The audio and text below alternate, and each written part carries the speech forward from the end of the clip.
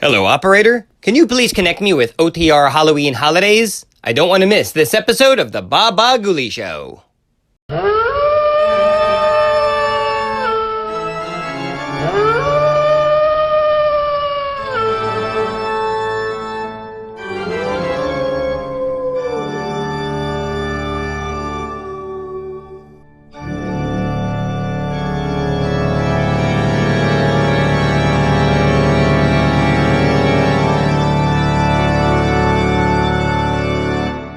Well, we've just got time to look in on the green room where our players are rehearsing the next bedtime story. Follow me, please. Come.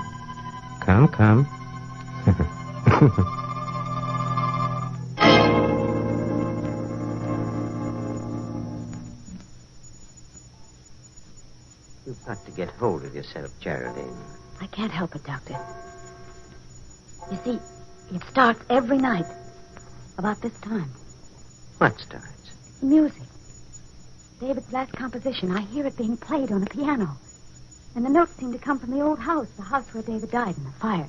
Well, perhaps someone is playing that piece on the piano. Someone on the island.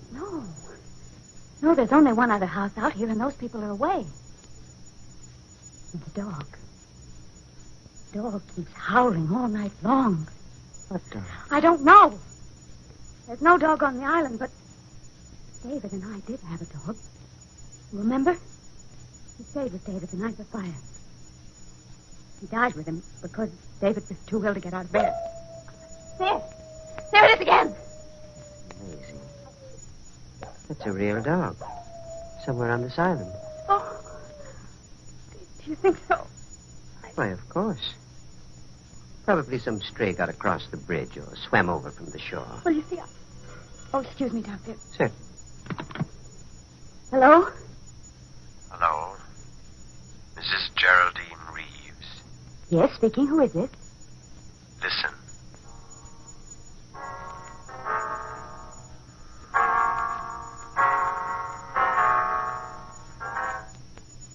Good heavens! You have 4 hours to live, Mrs. Reeves. 4 hours to live. What? What did you say? Hello? Hello? What's the matter, Geraldine? The music. The same music. I heard it again. What? Over the phone. Someone's playing it on the piano. It must be some sort of a No, prank. a man spoke to me. He said I have 4 hours to live. 4 hours to... Here. Let me have that phone. No, it's no use. He's rung off. Well, we might be able to trace the call. Hello, operator. Operator. Somebody's trying to kill me. Hello, operator. Operator. What's wrong, Doctor? I'm afraid the wires have been cut. We'd better get into my car and drive into town right away. Yes, it isn't safe for me to stay here another minute.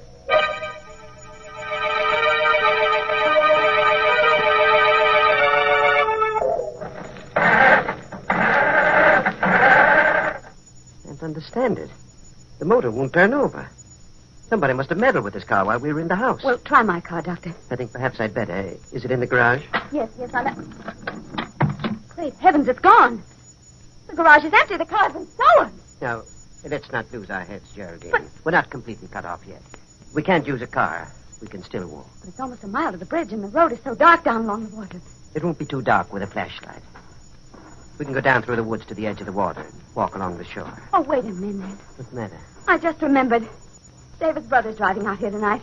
Are they? Yes, and his wife, Laura. They said they'd be here by 8:30, and if we wait for them, they can take us back in their car. What do you think, Doctor? That's safer than trying to make it alone. If we wait right here, perhaps we can watch the bridge and see them coming. Heaven's sake, Geraldine. What are you staring at? The bridge, Doctor. The bridge, look. This end of it's been washed out.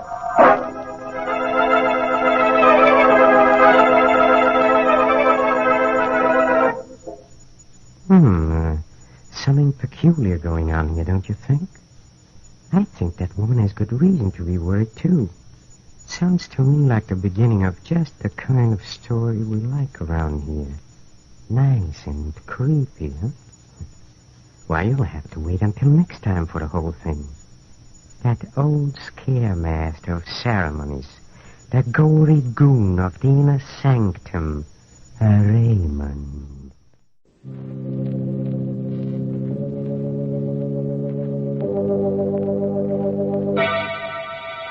Colgate Tooth Powder presents Inner Sanctum Mysteries.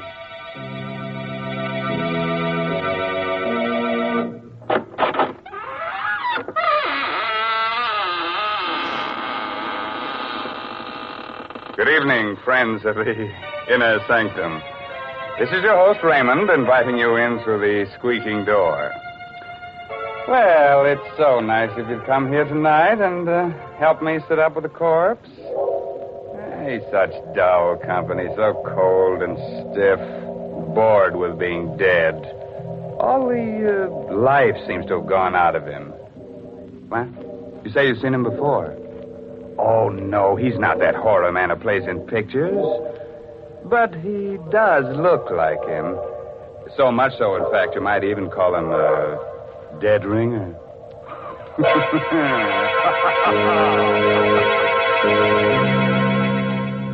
Tonight's Inner Sanctum Mystery, Voice on the Wire, is an original radio drama by Robert Sloan and stars Miss Leslie Woods in the role of Geraldine Reeves. It's produced under the direction of Hyman Brown. Use Colgate tooth powder. Keep smiling just right. Use it each morning and use it at night. Don't take a chance with your romance. Use Colgate tooth powder. Romance. What is romance? Romance is the light on the path of love, but a light so delicate that even a breath may put it out. Even a breath. You'd hate that to happen to you, wouldn't you? Well, don't let a breath of trouble ruin your romance. Don't let unpleasing breath offend the one you love. I tell you what, brush your teeth night and morning and before every date with Colgate tooth powder. Because scientific tests have definitely proved that in 7 cases out of 10, Colgate tooth powder instantly stops unpleasing breath that originates in the mouth. And let me add, Colgate tooth powder is the only tooth powder that offers proof of this fact. And then, too, Colgate tooth powder cleans your teeth beautifully. No amount of money can buy you a dentifrice that will clean your teeth more quickly and thoroughly. Remember the name Colgate tooth powder, with the accent on powder. Don't take a chance with your romance. Use Colgate tooth powder.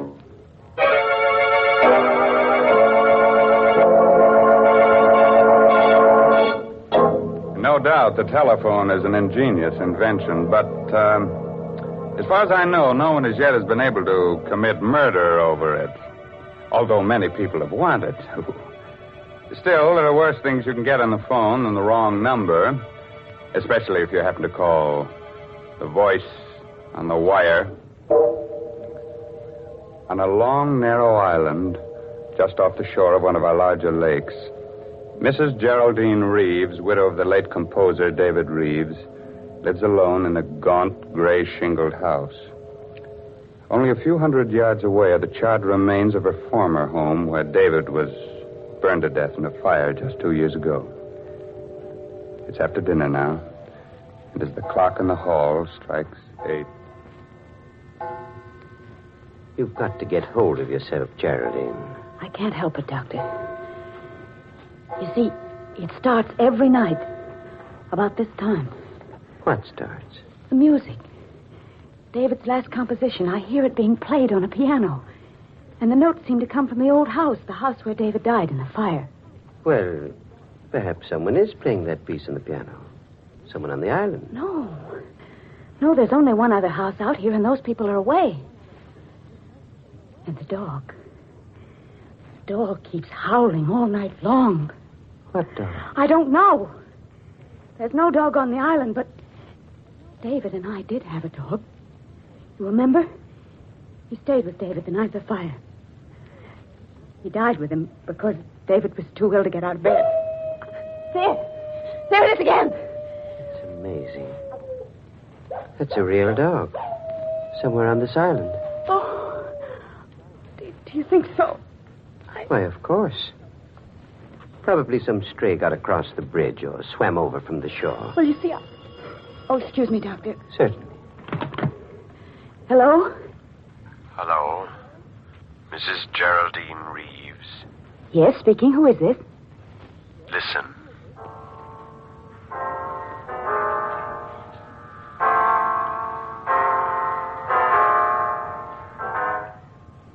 Good heavens. You have 4 hours to live, Mrs. Reeves. 4 hours to live. What? What did you say? Hello? Hello? What's the matter, Geraldine? The music. The same music. I heard it again. What? Over the phone. Someone's playing it on the piano. It must be some sort of a No, prank. no. A man spoke to me. He said I have 4 hours to live. 4 hours to... Here. Let me have that phone. No, it's no use. He's rung off. Well, we might be able to trace the call. Hello, operator. Operator. Somebody's trying to kill me. Hello, operator. Operator. What's wrong, Doctor? I'm afraid the wires have been cut. We'd better get into my car and drive into town right away. Yes, it isn't safe for me to stay here another minute.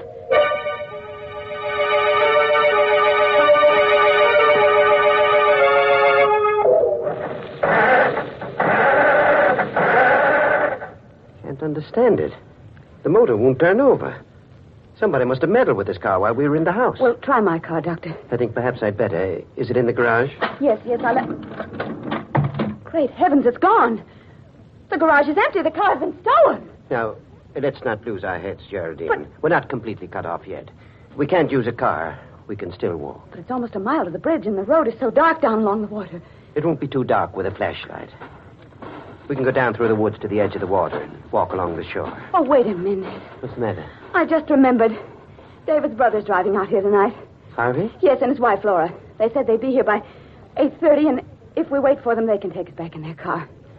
What do you think, Doctor? That's safer than trying to make it alone. If we wait right here, perhaps we can watch the bridge and see them coming. For heaven's sake, Geraldine. What are you staring at? The bridge, Doctor. The bridge, look. This end of it's been washed out.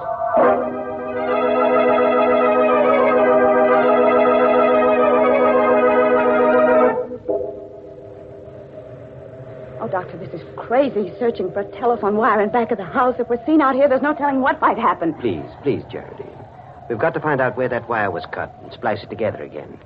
It's our only chance of reaching the police. But it's almost 9 o'clock. We've wasted an hour already. If I'm not out of here by 12... Stop it, Geraldine. Stop it. Oh. I'm sorry. I didn't mean to. What's that? It's the dog again. That confounded dog is tied up around here somewhere. No, I didn't mean that. I meant the light on the road.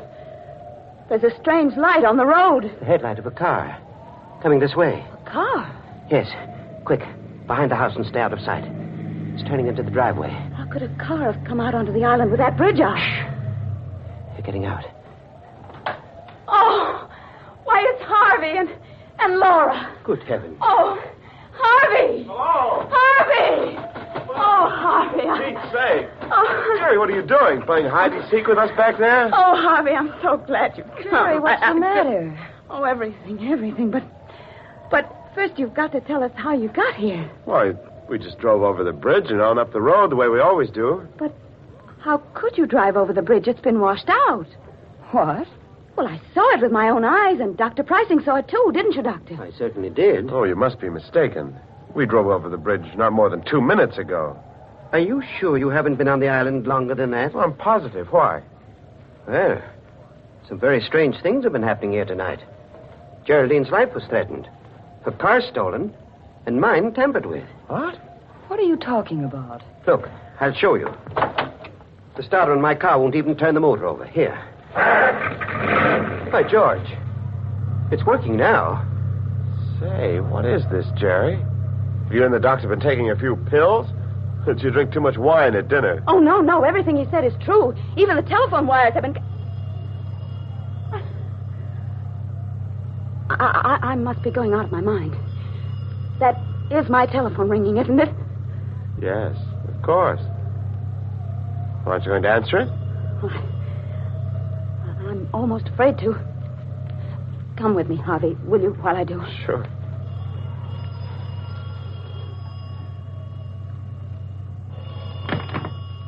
Hello? Hello. Mrs. Reeves. Yes? Listen.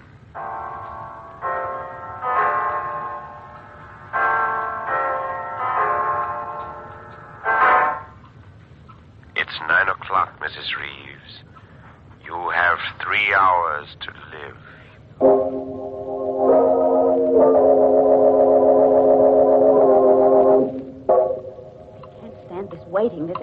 waiting. Why don't the police come? Easy now, Jerry. They'll be here. You only phoned them a few minutes ago. Something can happen before they get here. I have a gun ready, just in case anything should happen. And I won't hesitate to use it. You have a gun, Doctor? Why, yes. Geraldine gave it to me before you arrived. Oh. What's the matter? You trust me with a gun, don't you? Why, of course. Laura, what is it? A face at the window. I just saw a face at the window. Laura, please, you're letting your imagination run away with you. No, I saw it right there. It was the face of a dead man. Quick, Harvey. Out the back way. Right. No, please don't leave us. We'll be right outside the window. Jerry, I'm afraid. Well, there's nothing we can do, Laura. They won't be far away. But I don't trust Dr. Prizing. You never should have given him that gun. Why not? Because I think he's a murderer. Laura! Yes. Don't you remember how he acted at the trial? When you were accused of starting the fire that killed David? He testified against you time and again. Subtly. To make them think you did it. Because he started that fire himself. What on earth are you saying? I'm telling you the truth. During the trial, he swore that he wasn't on the island the night of the fire. But he was. And I can prove it. How? By this cigarette case of his. Here, look at it. You see how it's charred and melted on the side where his initials were? He must have left it in the fire that night, by mistake. But he couldn't have. The police searched everything the next morning. They would have found it in the ashes. Not if it wasn't there. He came back for it that same night, as soon as he missed it, and dragged it out of the fire. He knew it would incriminate him if it were found in his possession, so he threw it into the lake as he drove home over the bridge. And that's where we found it, in the water. The last time we were out here. Oh, Laura, I hope you're wrong. So do I. But if I'm right, we're all in for... Laura! The lights! Somebody's cut off the lights! Laura! Laura, where are you? Carry the door! Carry through the door! It's the face I saw! Laura! Laura!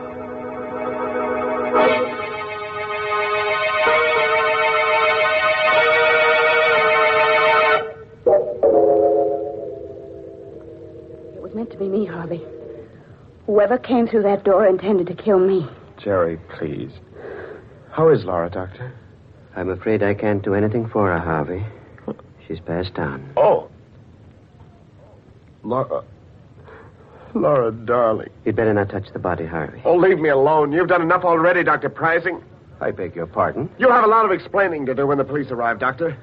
I'll tell them how you ran away from me out there before the lights went out, and how you were here in this room when they went on again. Harvey, don't say things you'll regret later on. Just a moment. Where is the cigarette case Laura had in her hand when the lights went out? What cigarette case? You know the one I mean, Dr. Prizing. The gold one that was charred in the fire. I haven't the faintest idea what you're talking about. I have. And if you're as innocent as you claim to be, you won't mind being searched. Not at all.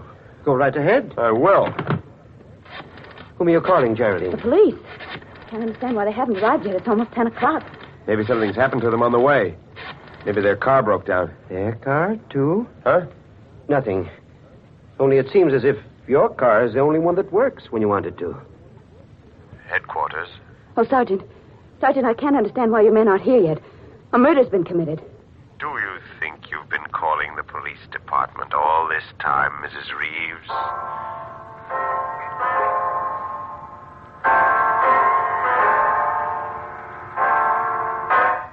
David's music. It's 10 o'clock, Mrs. Reeves. You have 2 more hours.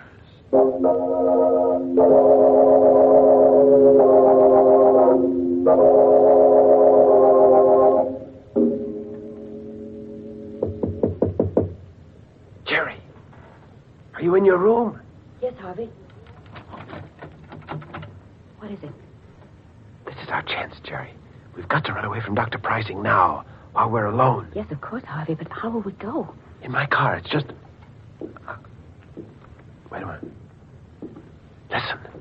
What is it? It sounds like footsteps in the living room. Prizing must be in there. No, I saw him go outside. He said he wanted to see if he could find the dog. Oh, there's someone in there. I'm going to find out who it is. Be careful, Harvey. He may be standing just outside the door. Yeah. All right. You stay behind me. Is anybody there? Is anybody in the living room? No. There doesn't seem to Don't be. overlook me, Harvey.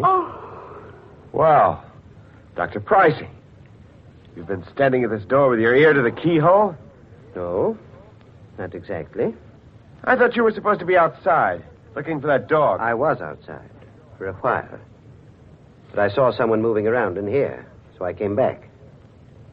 When I got here, your wife's body was gone. What? Gone? Laura's body is gone? I assume that it's gone. It's not where it was, on the floor. But how could... Look here, Pricey. You were alone in this room. And so were you. After I left. Wasn't it, Geraldine? Well, yes, now that I think back, he was. Certainly. What's more, Geraldine saw me leave the house. And when I left, the body was still here. After that, I don't know what happened. What are you driving at? Draw your own conclusions. I've drawn mine. Why, you... Harvey, stop it! Stop it! I'm sorry, Jerry. I just... The dog again. I can't understand why you didn't find that dog, Dr. Pricing. He must be right out there where the old house used to be. Well, if you think you can find him, why don't you go? Good heavens, man. What? Look. There's a fire burning out there. On the grounds of the old house. Pricing, you started that fire yourself, and you're burning Laura's body in it to cover up your crime. Harvey, where are you going? I'm going to the fire, Jerry. I've got to stop it. I've got to put it out. I'm going to lose my mind if someone doesn't stop these awful things from happening. Won't anybody help us? Easy, Geraldine. The man who hopes to kill you was trying to break you down first. It's part of his plan.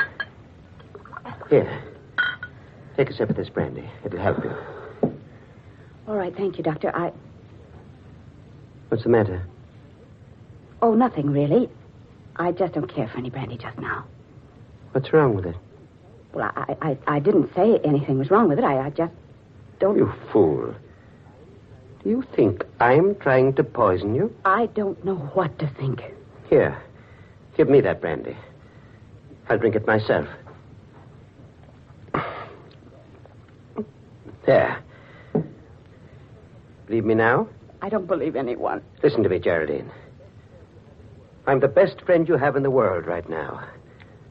You've got to understand that. Because there isn't much more time. We've got to get away from Harvey while he's still out there. What do you mean? Can't you see? He's trying to kill you. That's a lie. It isn't, Geraldine. Harvey's the one that's lied to us. He and Laura both. They intended to kill you when the lights went out. But in the darkness, Harvey made a fatal mistake. He thought it was you he was strangling, not Laura. I won't believe that. It's the truth. They never drove across that bridge at 9 o'clock tonight. They've been here on the island all evening. How do you know? Because we saw that bridge with our own eyes. And I saw it again just 5 minutes ago. It's still down. You're lying. Come out and see it for yourself. You're just trying to get me out of this house. Stop being such a fool. Here. Take this gun. If it'll give you any security, take it. And hold it in my back while we're out there. But for heaven's sakes, let's get away from Harvey while there's still a chance. All right. Give me the gun. Here.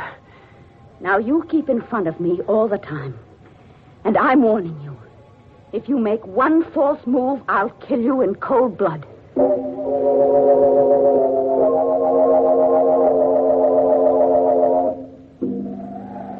You see, Harvey and Laura were lying to us.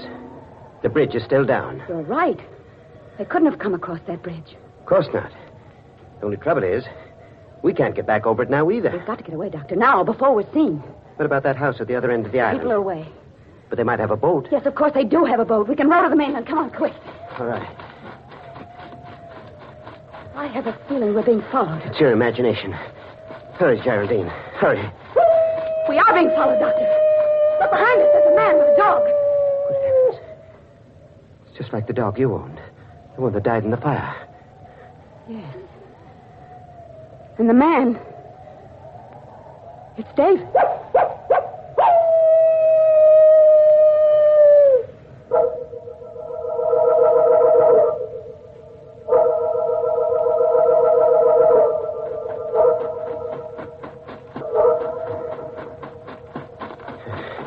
We've lost them. Lost them in the woods. They can't be far Doesn't behind. matter now. The house is just ahead. But the boat, Doctor. The boat's not at the landing. It must be. Well, it isn't. Can't you see it isn't? Perhaps it's around and back. No, that side of the house faces the road. And we'll have to break in and hide here until morning. Our best chance is to be inside, where we can protect ourselves. After all, you still have a gun. But I hardly know how to use it. Then give it to me. No. You still don't trust me, do you? I don't know, Doctor. But I'm the one who's been threatened, so I really should have the gun. Very well. Wait here. I'll break through the window and come around on the inside. Did you hurt yourself? No. I'm all right. Just wait there for me and I'll unlock the door. Oh, hurry, Doctor, please. Hurry. They're on our trail again. Come inside, Geraldine. Quickly. And lock the door behind you. What's wrong, Doctor? Nothing's wrong. We're in luck. There's a phone here. If it hasn't been disconnected. Hello. Hello, operator. This isn't the operator. Tell Mrs. Reeves it's 11 o'clock. She has 1 more hour to live.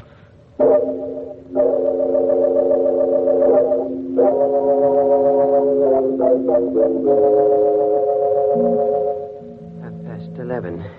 I won't leave this house. I'm not going to run away any longer. If they're going to kill me, let them come here and do it. Only for heaven's sakes, why don't they do it right away? Why don't they come here and get it over with instead of waiting until 12 o'clock? Geraldine, please. Well, I can't stand it any longer. I'd rather die than go through any more of this torture. I just... Sit down for a moment. Relax. And try to ease your mind. Oh,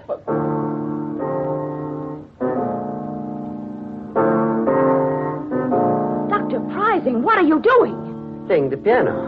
I thought it might relax you. But that melody... You're the one I hear at night, playing David's music. Playing it right here in this house. Yes, Geraldine. I've rented this house to protect you from David and the dog. Well, stop it. Stop playing that piece. Stop it.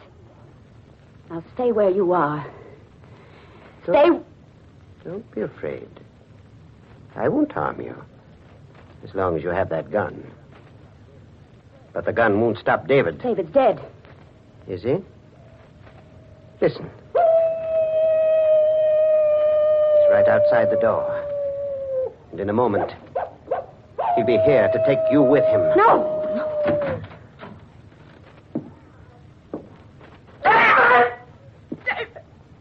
Yes, Geraldine. I've come back to see you. In spite of everything you've done. Stop! You killed me, didn't you, darling? You started that fire because you knew I was too much of an invalid to get out of bed. Stay where you are! You hated me, Geraldine. Stop! No. Your bullets can't harm me now. Nothing you can do can harm me. Because I'm dead and you're still alive. Oh, David. David, forgive me. I didn't know what I was doing that night. Please believe me. I was sorry as soon as I'd started that fire, but it was too late then. I couldn't put it out. I couldn't. How dare you ask my forgiveness when you're still lying? But I'm not lying. I'm not. I told you everything. Why didn't you tell the police? Because I wanted to live. You'll confess everything now? Yes, David. Yes, I will. If you'll only leave me alone, please. Please. It was my cigarette case Laura found in the water. I'd thrown it over the bridge that same night after I took it out of the fire. Well, I guess that's all we need, Harvey. A full confession with 2 witnesses. Harvey! Yes, Geraldine. I do look like my brother in this dim light. And the dog Laura's holding outside is the same breed as the one you own. Laura! Laura! Did you say Laura was alive? Very much so, Geraldine. Wasn't hard for me to pretend being dead. With the doctor keeping you away from my body. Then you were all in this together. You forced this confession out of me. Yes, Geraldine. The blank cartridges Dr. Pricing slipped into that gun of yours really turned the trick. Oh, excuse me. Hello. Oh, hello, Inspector. Yes, it's all right now. You can hook the wires up again. She's told us the truth. And you'd better get to work on that bridge right away. It's still down.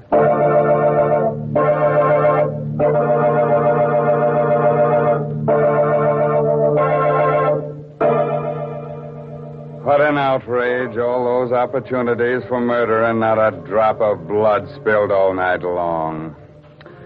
Oh, well, some days you can't lay away a corpuscle.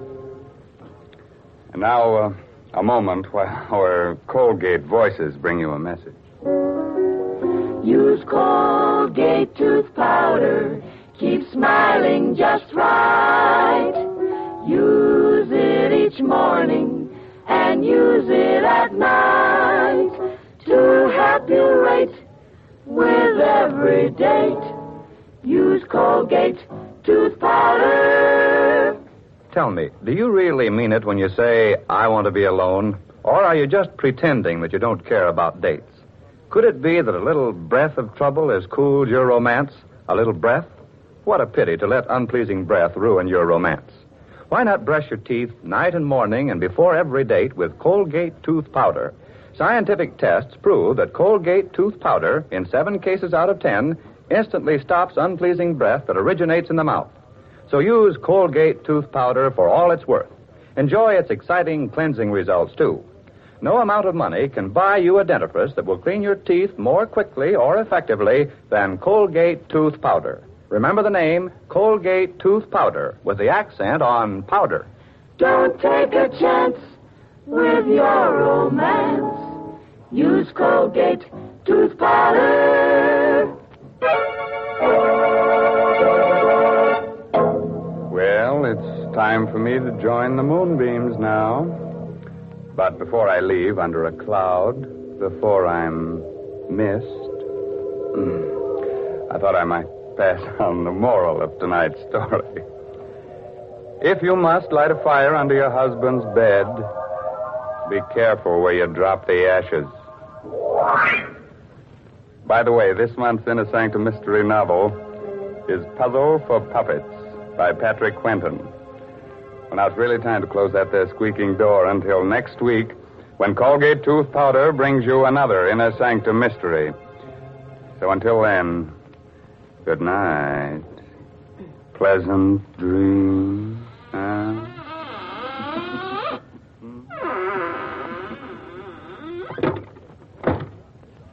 Latest reports from doctors on the 14-day Palmolive plan. Kansas City reports better complexions for 93%. New Orleans reports better complexions for 97%. In city after city, doctors tested the 14-day Palmolive plan on all types of skin, and 2 out of 3 of all women tested got better complexions in 14 days. What is this 14-day Palmolive plan? Wash your face 3 times a day with Palmolive soap. Then, each time, take 60 seconds more to massage Palmolive's lovely soft lather onto your skin as you would a cream. Then rinse.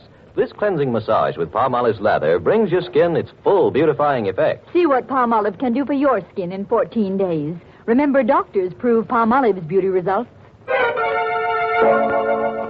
Remember, another Inner Sanctum mystery next Wednesday night. This is CBS, the Columbia Broadcasting System.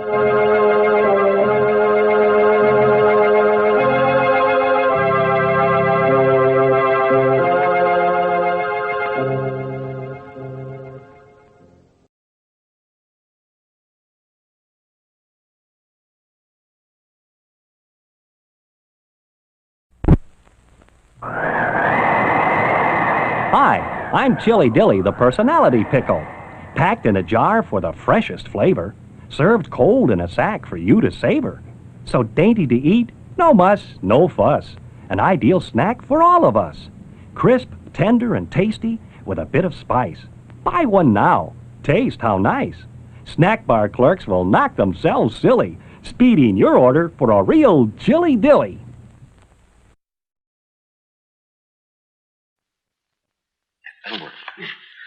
You're going to do a scene with Boris Karloff. Your lines will appear right here. Read them loud and clear.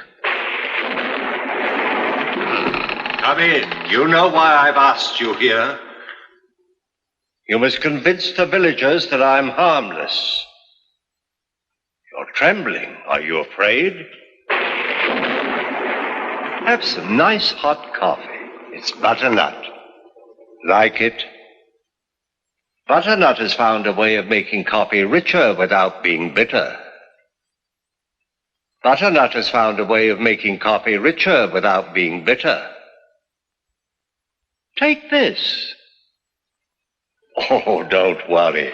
I've lots more. Butternut coffee, regular and instant. Rich but never bitter. This episode of the Bah Ghoulie Show is brought to you by Waddle's Tunes over at Channel Watchwaddle. Oh, that's where I left that bar of soap.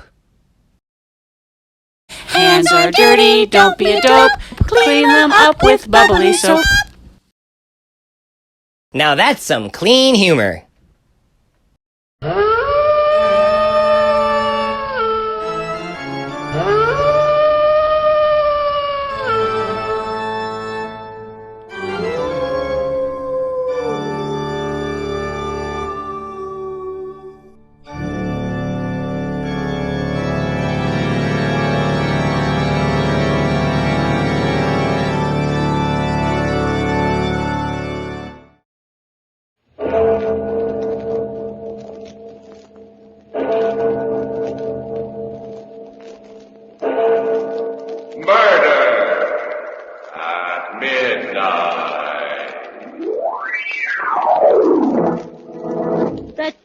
That knife. What are you going to do with that knife? Why, nothing, Kitty. Nothing at all. I'm just going to cut you open and see if you've got a heart. See, I don't believe you have. And I just want to prove how a body can walk around without one. Nicky,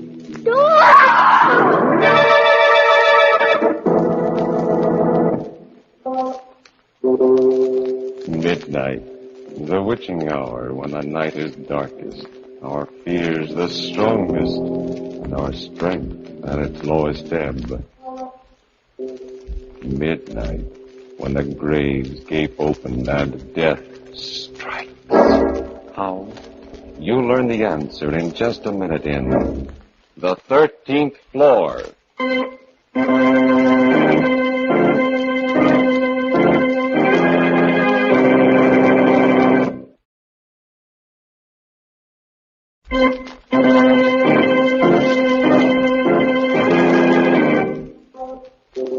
And now, Murder at Midnight, Tales of Mystery and Terror by radio's masters of the macabre.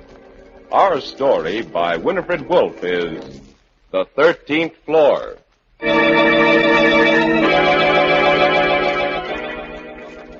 Hotel corridors scare me late at night. They're too long and too creepy. I'm always afraid the walls, like big, flat plaster hands, are going to close in on me. I wish somebody was around. No, not anybody. Anybody might be Nicky. And his hands aren't made out of plaster. They're bone and they're blood. And they want to choke the breath out of me. I just better get down this corridor and close the door behind me. I'll lock it and hide under the covers till I turn on the radio and I hear that switch. It was pulled in a little room. And Nicky's dead, full of hot sparks and his big hands hanging like putty. Then I won't have to be afraid anymore. It's what happened tonight, just now. It's making the inside of me all curdled and sour and sick. Even if I live a million more days, I won't forget how I came into that lobby. Just like always. I walked over to the desk. Hi, Joe. What's a good word? Here. Got a rent statement from the hotel. No letters. Oh. Certainly is hot out, isn't it? Sort of muggy and sticky. Think it's gonna rain? Maybe. You don't like me very much, do you? No, not very much. You'll excuse me, I'm quite busy, Miss Owen. Hey, you're a fresh little punk. I ought to tell the manager. It's a fine way to treat guests who pay their bills. Don't I always pay my rent on time? Sure. Why not? $5,000 lasts a while if you take care of it. Why, you... Hey, wait a second. Hold that elevator. Sweet dreams, Miss Owen. I said hold the elevator a second. What's the idea of almost slamming it in my face? Sorry, Miss Owen. Yeah, I bet you are. Oh, Mr. Talbot. Evening. Good evening. Sure is hot out, wouldn't you say? I was saying to Joe, muggy and sticky. Yes. I was Just did an awful good movie at the Franklin. Tomorrow night they're having Lana Turner. You like Lana Turner? Very much. Yeah, me too. A lot of women don't because they're jealous of the way she looks. Me, though, I got blonde hair myself. I was planning to see it tomorrow night. Do you plan to... Sorry, Miss Owen. I have an appointment tomorrow evening. Oh. Ha. You run the elevator, you fresh punk. That's what you're hired for. Oh, by the way. Me? No, Tommy. Oh, yes, sir. Will you let me in with your pass key? I forgot mine. Yeah, sure thing, Mr. Talbot.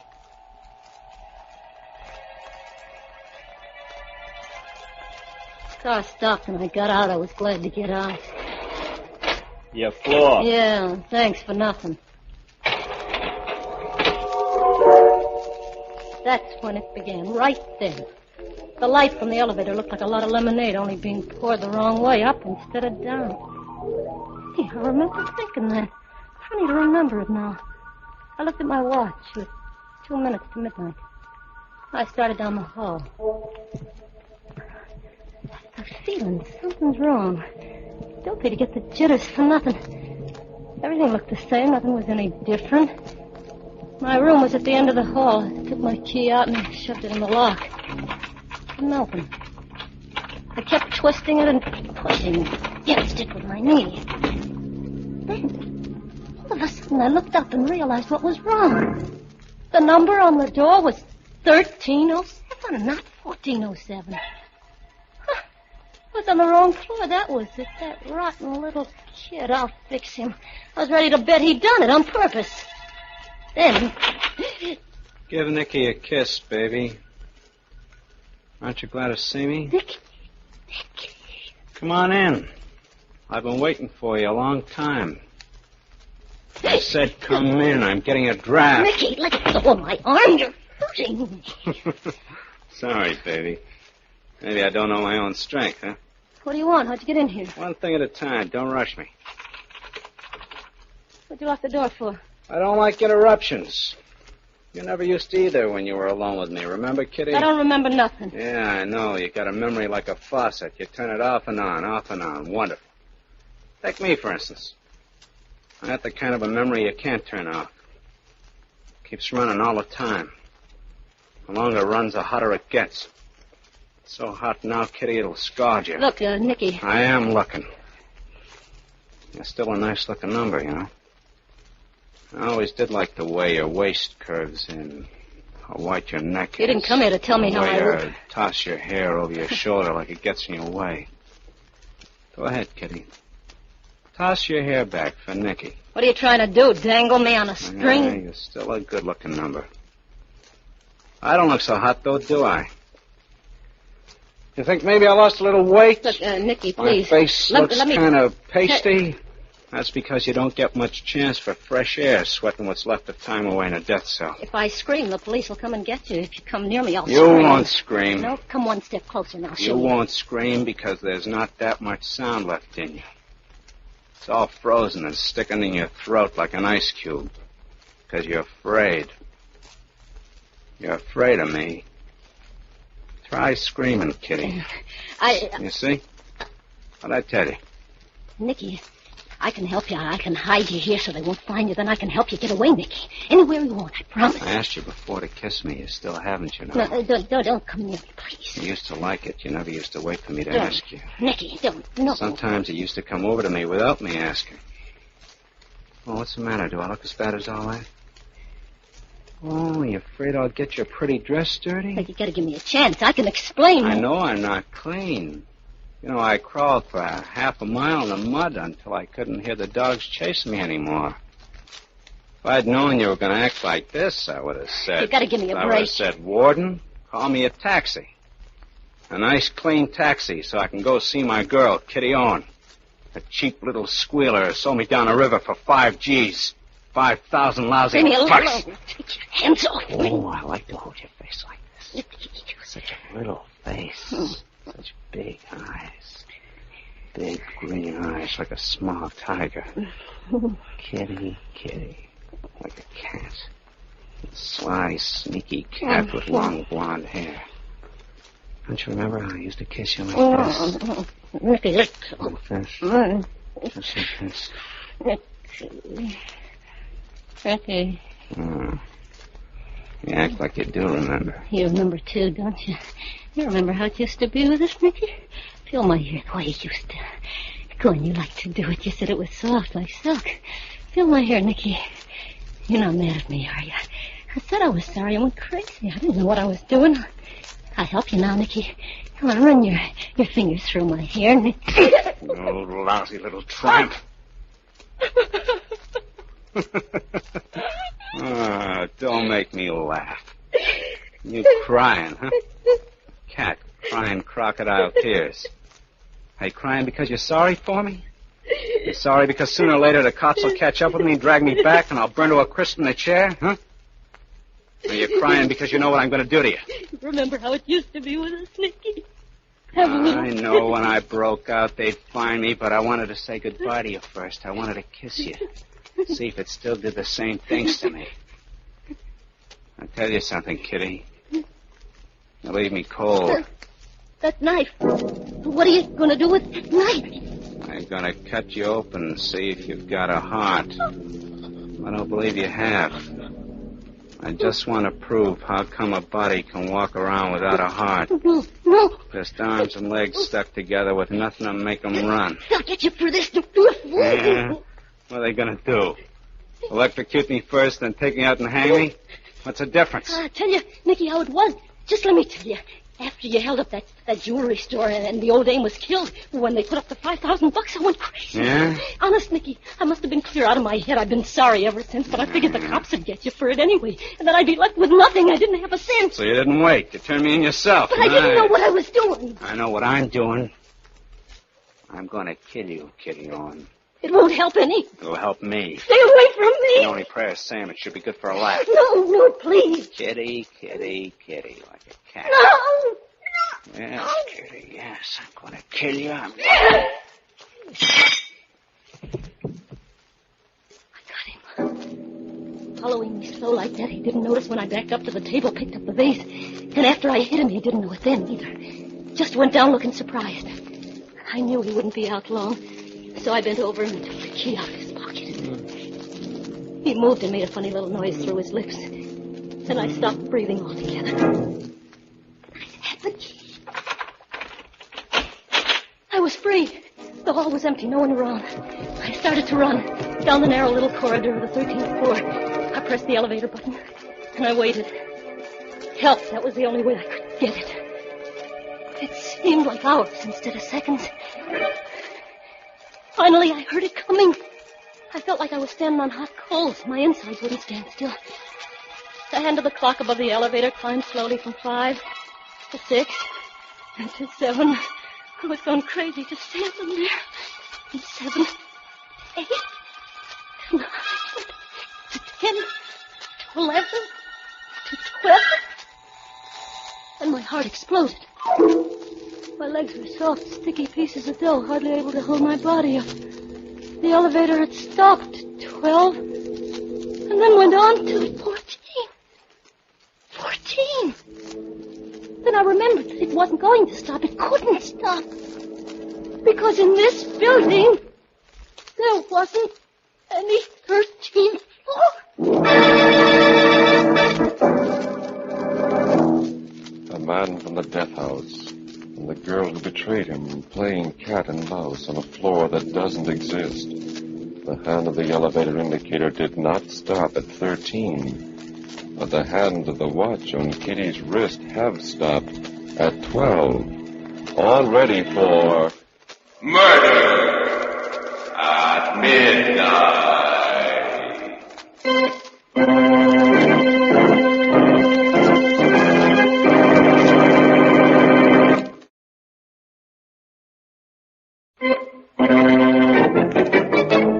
And now, back to Murder at Midnight and the 13th Floor. 13th floor. Yeah, that's where I was, a floor that didn't exist, so how could I get out?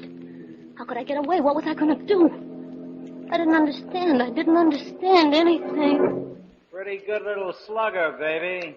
Nick. You took so much trouble to unlock the door, you should have taken a little time to lock it again after you. Don't come after me with that knife. Please, don't. I don't want to die. You think I did? Why don't you give me another chance, What Nicky? chance did you give me? Oh! Wow. I didn't think you had that in you. Well, why doesn't somebody come, huh? Maybe it's because there isn't anybody besides us. Cozy, huh? Try it again. Go ahead. Try your own again. Maybe you'll have better luck. He was leaning against the door halfway down the hall, just leaning there and watching me because he knew he had me cornered. And I wasn't cornered. I turned and I ran the other way around the corner and down another hall. I didn't know if I really heard him running after me or if it was just the pounding in my head making the noise. I got to the end of the hall, then I stopped out of breath and looked behind. He wasn't there. No sign of him. I sucked in my breath so even that didn't make any sound. And I listened. I listened to nothing at all because it was so quiet. It was so awful quiet I could hear it. The wall I leaned against was big and flat and gray, and the corners jutted out into the hall like dead fingers. I looked to the right side of me, down the corridor. Nicky wasn't there. So I turned my head. I looked up the hall, almost hoping in a way I'd see him and get it over with instead of this wait. I wasn't there either. I tried to squeeze my shoulder blades into the wall so I could hide, but it was hard and cold. It wouldn't move. Nicky! Nicky! Nicky, where are you? For the love of heaven, say something so I'll know where you are. Don't just keep standing here. I can't take it. Nicky! Nicky, I'm sick. My stomach's sick. So am I. Just make some noise. Nicky, where are you?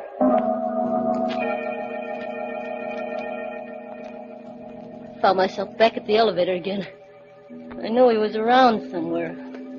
Around one of those corners that were jutting out like dead fingers waiting. The elevator was coming up again. The hand was up to 11. Had to stop. I pressed the button, threw all my weight against it. And it did. It did. The big door was sliding open, and I was safe. Going up or down, Kitty Owen? I'll take you wherever you want to go. Nick. Oh, not again. I can't stand. I'll take you for a ride. No, I won't go. But didn't you ring me? I heard you ring. Come on. Get in. Just the two of us. We'll go for a ride. Only just one of us will come back. I said get in. All the time he was talking, I was backing away, And then all of a sudden, I saw at a door with a bright red sign that said stairway down. My last chance, I almost leaped to it. I opened the door and I flew down the stairs. It wasn't easy with high heels, but even so, the sound of them was like music. Sweet, hot music from a clarinet, because I knew they were taking me down. Faster, faster. I fell a couple of times. I caught myself by clinging to the banister. It was still there. So I kept running. Suddenly, there I was. I was out on the street again. Now I was really safe. There were always a lot of people on the streets. I didn't see any people, just a big policeman with a red face. Boy, he sure looked good to me. Hey, wait a minute. Now, take it easy, miss. Don't get excited. Hey, look, Nicky Carstairs, he's in that hotel. He's after me. Carstairs? Yeah. Sure, and who you wanting to kid? It can't be. Look, he's out, I tell you. I saw him. He wants to kill me. But Nicky Carstairs is in the death cell. Don't you read the papers? Hey, I'll have you reported. What kind of a cop are you anyway? What kind of a woman are you without a heart? Just arms and legs stuck together with nothing to make them go. You're not a policeman. You're Nicky. You're still Nicky. You didn't look like Nicky a second ago. I don't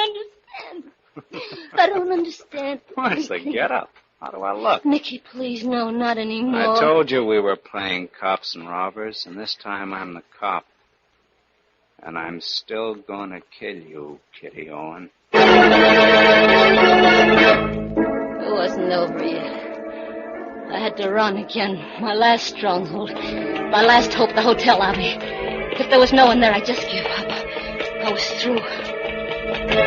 As I ran around the corner, I thought the war had ended all over again because there was confetti coming out of all the windows, so much of it fallen. The sidewalks were beginning to look like it had been snowing for a long time. I ran over them like a carpet. I ran with my eyes down, and I could see the headlines. Nicky Carstairs in death house, prison break. No one had to tell me that. I ran into the lobby to find people, to tell them where he was.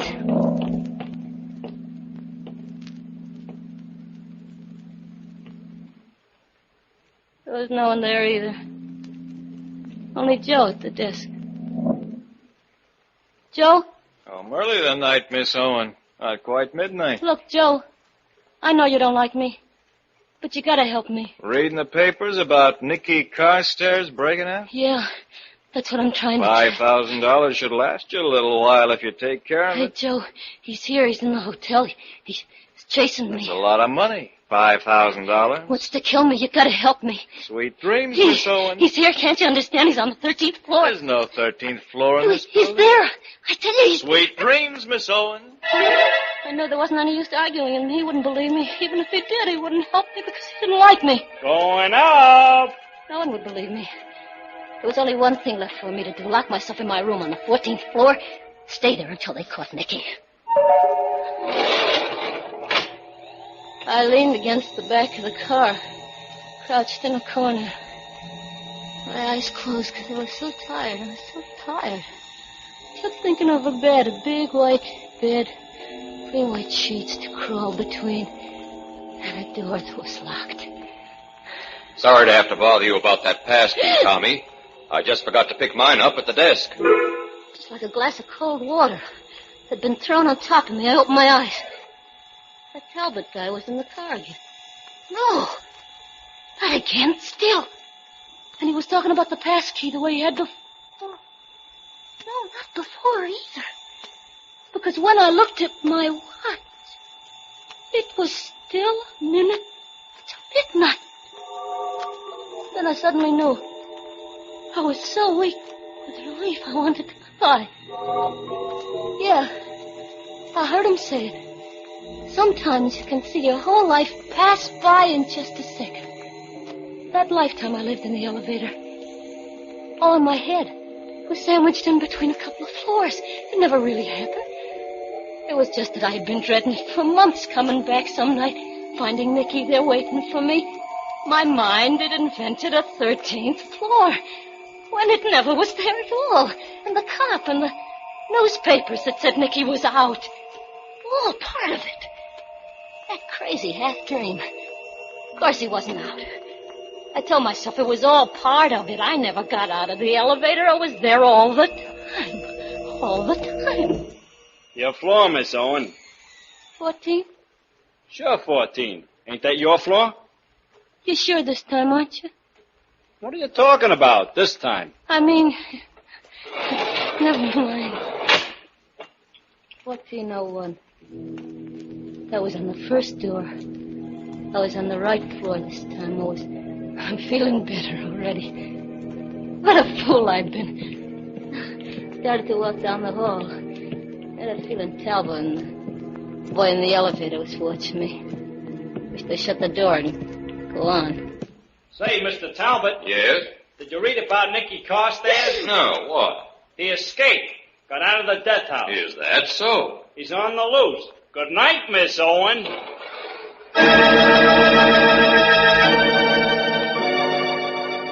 Yeah. Hotel corridors scare me. They're too long and too creepy. I'm always afraid the walls, like big flat plaster hands, are gonna close in. Now I know it was more than just dreading it for weeks. Made me imagine. Nicky was out and after me. Must have known it all along. Had a feeling I wasn't safe.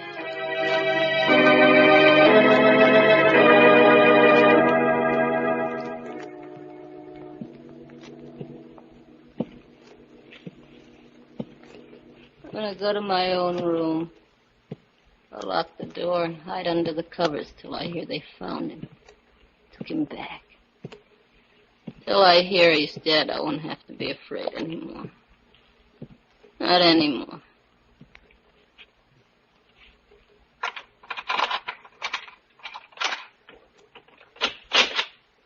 Give Nicky a kiss, baby. Aren't you glad to see me?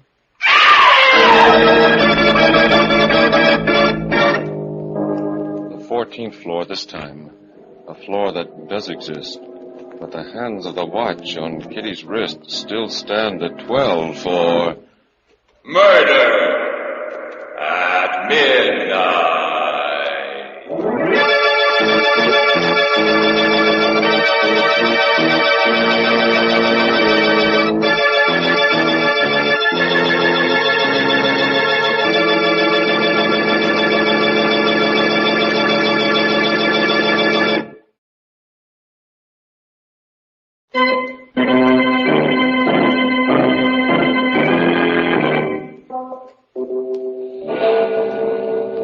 Remember to be with us again when the door marked Exit Only opens and the clocks strike 12 for... Murder at midnight.